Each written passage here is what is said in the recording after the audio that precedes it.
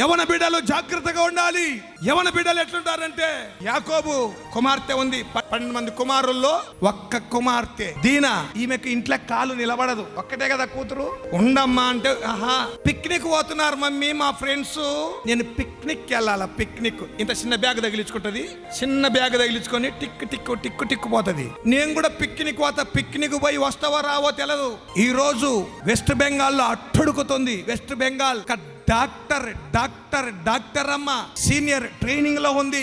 తన డ్యూటీ చేసి తన రూమ్ లోకి వెళితే ఒకడు వెళ్ళి చంపి అత్యాచారం చేసి, పెద్ద గవర్నమెంట్ హాస్పిటల్ అండి. స్వతంత్రత ఎక్కడొచ్చింది? నిన్నటి వరకు ప్లే కార్డులు పట్టుకొని డాక్టర్స్ అంతా వైద్యం చేయకుండా స్ట్రైక్ చేస్తున్నారు. యవన బిడ్డలు ఒంటరిగా ఎక్కడికి వెళ్ళకూడదు, జాగ్రత్తగా ఉండాలి. కాలాలు పరిస్థితులు బాగలేవు. దేవుని బిడ్డలు, దేవుడే మిమ్మల్ని ప్రేమించి నా బిడ్డలు క్షేమముగా ఉండాలని దేవుడు కోరుతున్నాడు.